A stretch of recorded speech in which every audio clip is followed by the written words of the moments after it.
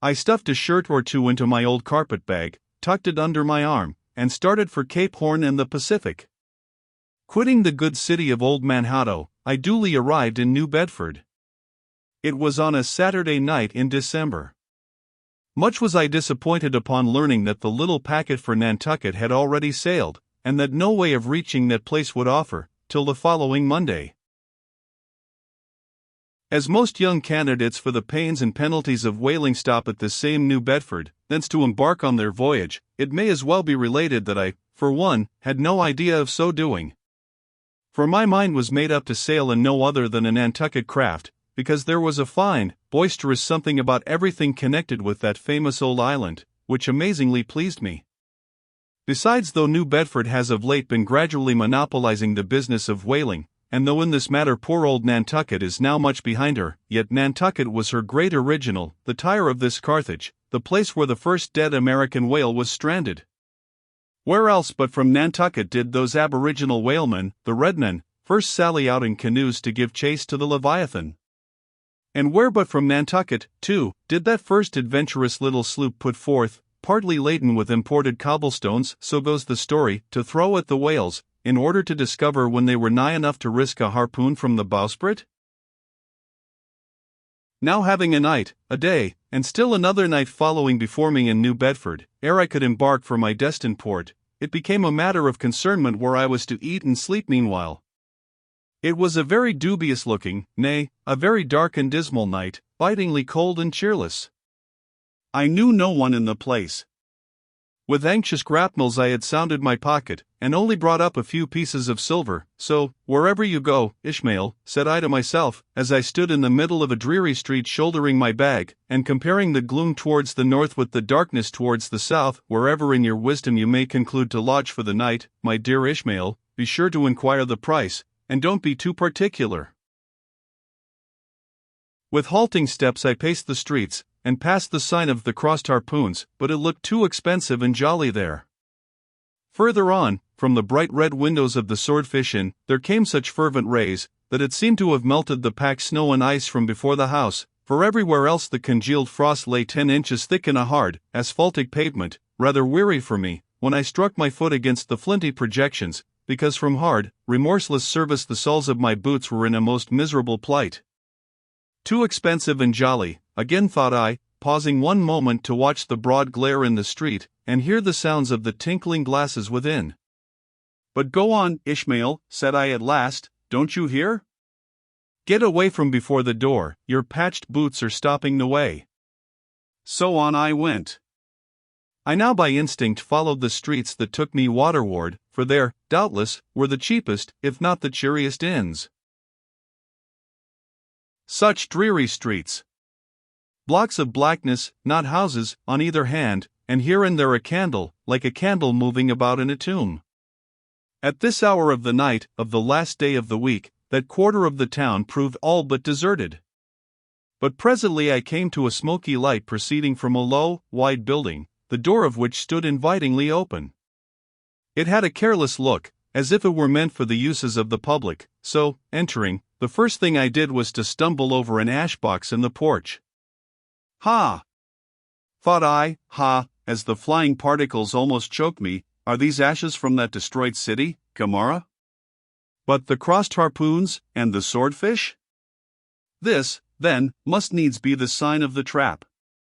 However, I picked myself up and hearing a loud voice within, pushed on and opened a second, interior door. It seemed the great black Parliament sitting in Tophet. 100 black faces turned round in their rows to peer, and beyond, a black angel of doom was beating a book in a pulpit.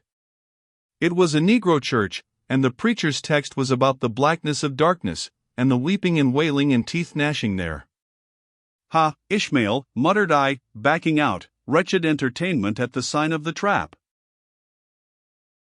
Moving on, I at last came to a dim sort of light not far from the docks, and heard a forlorn creaking in the air, and looking up, saw a swinging sign over the door with a white painting upon it, faintly representing a tall straight jet of misty spray, and these words underneath, the Spooterin, Peter Coffin.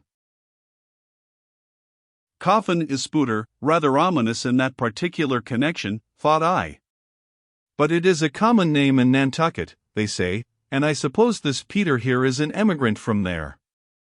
As the light looked so dim, and the place, for the time, looked quiet enough, and the dilapidated little wooden house itself looked as if it might have been carted here from the ruins of some burnt district, and as the swinging sign had a poverty-stricken sort of creak to it, I thought that here was the very spot for cheap lodgings, and the best of pea coffee. It was a queer sort of place, a gable-ended old house, one side palsied as it were, and leaning over sadly. It stood on a sharp bleak corner, where the tempestuous wind Euroclydon kept up a worse howling than ever it did about poor Paul's tossed craft. Euroclydon, nevertheless, is a mighty pleasant zephyr to anyone indoors, with his feet on the hob quietly toasting for bed. In judging of that tempestuous wind called Euroclydon, says an old writer, of whose works I possess the only copy extant, it maketh a marvellous difference, whether thou lookest out at it from a glass window where the frost is all on the outside, or whether thou observest it from that sashless window, where the frost is on both sides, and of which the white death is the only glazier. True enough, thought I, as this passage occurred to my mind, old black letter, thou reasonest well. Yes, these eyes are windows, and this body of mine is the house. What a pity they didn't stop up the chinks and the crannies though, and thrust in a little lint here and there. But it's too late to make any improvements now. The universe is finished, the copestone is on, and the chips were carted off 1,000,000 years ago. Poor Lazarus there, chattering his teeth against the curbstone for his pillow, and shaking off his tatters with his shiverings, he might plug up both ears with rags, and put a corncob into his mouth, and yet that would not keep out the tempestuous Euroclydon. Euroclydon, says old Dives, in his red silken wrapper, he had a redder one afterwards, pooh, pooh. What a fine frosty night, how Orion glitters, what northern lights! Let them talk of their oriental summer climes of everlasting conservatories, give me the privilege of making my own summer with my own coals. But what thinks Lazarus? Can he warm his blue hands by holding them up to the grand northern lights? Would not Lazarus rather be in Sumatra than here? Would he not far rather lay him down lengthwise along the line of the equator, ye gods? Go down to the fiery pit itself, in order to keep out this frost? Now, that Lazarus should lie stranded there on the curbstone before the door of Dives, this is more wonderful than that an iceberg should be moored to one of the Moluccas. Yet Dives himself, he too lives like a czar in an ice palace made of frozen size, and being a president of a temperance society, he only drinks the tepid tears of orphans. But no more of this blubbering now, we are going a-whaling, and there is plenty of that yet to come. Let us scrape the ice from our frosted feet, and see what sort of a place this spooter may be.